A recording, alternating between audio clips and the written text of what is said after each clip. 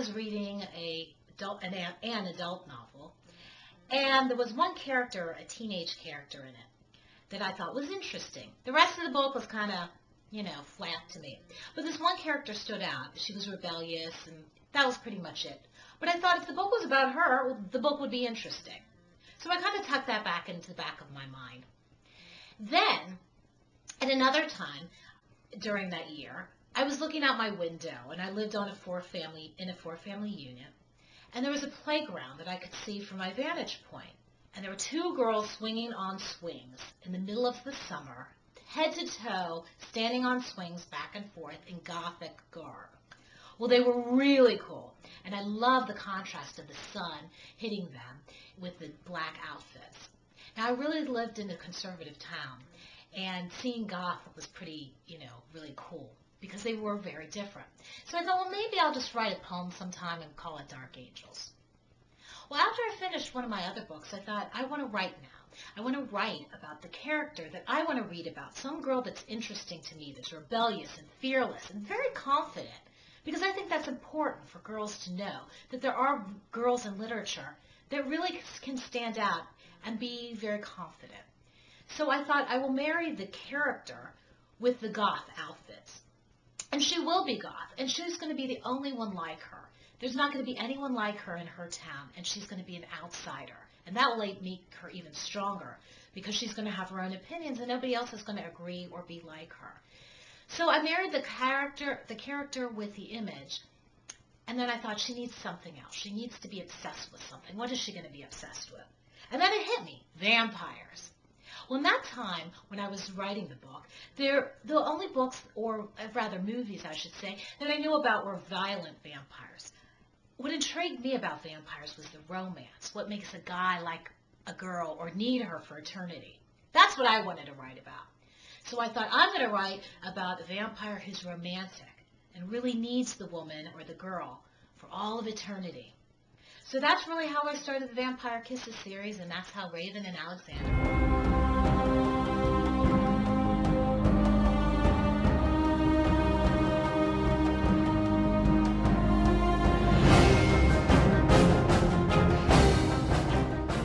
Very, very passionate about anything that I liked. I was totally passionate about any guy that I liked, really obsessed about him. I was like, talked to my friend about him all the time, and would write notes and things to my friends about it all the time. Any band that I liked, or any actor, musician, I totally had them alike all over my bedroom. And I was very determined, because I wanted to be an actress. And nobody could tell me that acting was not a good career choice. Even my school counselor in the 12th grade said, acting is not good, you need something stable, and I could not be told otherwise. It's absolutely what I wanted to do. And I was an independent thinker, but I didn't have the courage that Raven has to be solely independent like she is, and to be as determined as she is vocally. I was never that outspoken. And that's why I like Raven, because I get to be that person when I write about her.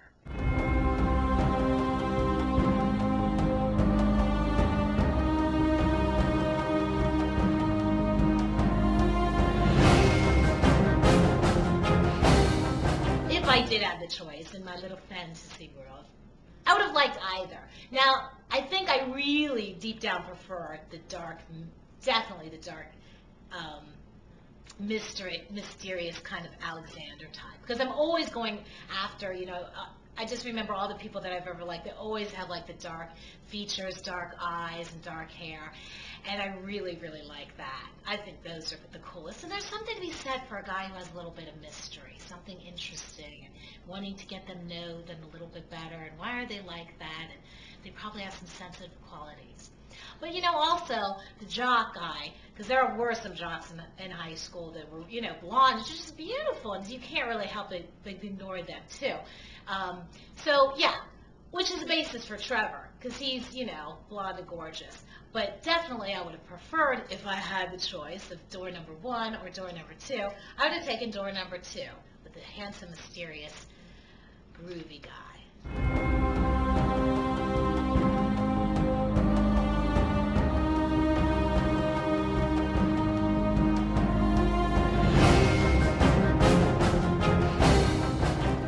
Actually, I don't think I would have been on either, because I don't think anybody knew I existed in high school, really. I mean, I can't imagine that I would have been on any list of any kind. I always felt like this invisible person. I did wind up going to prom, luckily enough, because I never really thought I would, because I didn't have a boyfriend or anything at the time, and at that time, you didn't go with a bunch of girls like you do now, which is really cool. You could just, like, go to dances with your friends. So there was a guy that I used to pass in the hallway all the time, and he always had this Gumby t-shirt on. I thought he was cute. I don't know. He came up to me one day and asked me to prom. Now, so of course I said yes, because no one else asked me. And secondarily, he was like 2 years younger than me, and he wasn't even allowed to go to the prom. So I was the one that really was like the one that was prom age. So that was kind of like funky at the time. And we went to prom, and what I wore was like this nice little blue kind of strapless dress. So I do think it wound up, this dress was actually nice, but when I looked back at pictures, I think I was okay, but not too hideous, but not definitely the prom queen. And, of course, it wound up that me and my best friend wound up leaving the prom because our boyfriends, or the dates anyway, wound up, dancing with other girls, and we went and ate brownies at the Perkins near where we lived and had a really good time eating brownies.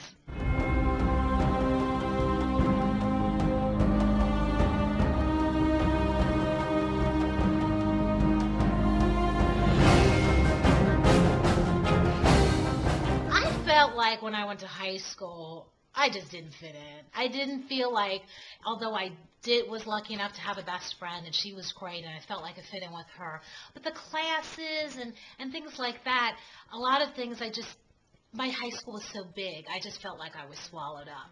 But when I went to college, and I was able to take classes, things that I wanted to take, like acting and things that related to acting and sword fighting and fun stuff, then I was like, oh my God, this is great. And I totally felt like I fit in. And also I had a lot of other people around me that had the same goals as I did and had the same interests.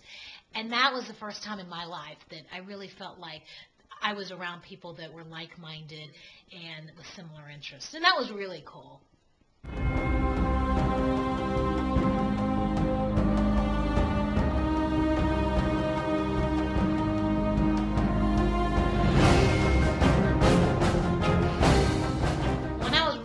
Small, I thought it would be really cool to have Sonny and Cher as my parents, because they really were so cool, and Cher is Cher. And it's not that I didn't like my parents, because I love my parents, but it just seemed so cool. I mean, to have these like two like hippie, singers, and they always had the TV show on and had all these celebrities on, and all their kids went on stage with them and stuff, and I was like, wow, yeah, I would love to have them as my parents.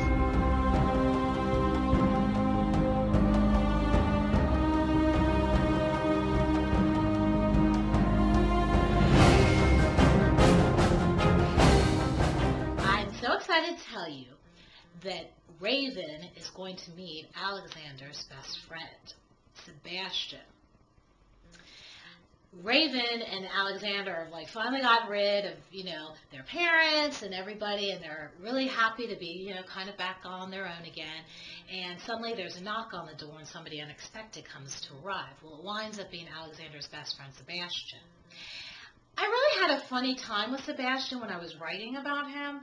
It took me a couple months as I was writing just to click in with who he was, and he was going to be different, obviously, than Alexander. And though he's cool and handsome, he's not as suave and debonair and dreamy as Alexander.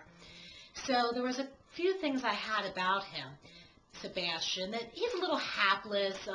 He's a little bit more messy than Alexander is. But one thing I couldn't get was his physical appearance. And I watched TV and movies and different people that I would see on TV that I thought were cute or whatever, but nothing was gelling till one day on Valentine's, my husband and I and our best friends, we went out to a restaurant. And in the restaurant, which is a really fine restaurant, I turned around and there was a guy with dreadlocks, blonde dreadlocks. And it just clicked, just like that. I was like, oh my God, that's Sebastian. So when I came back home, I started writing and I put the dreadlocks in, and Sebastian completely took form. And it just really, spat out onto the page right after that. So that was really cool. And that's how I came up with Sebastian's character.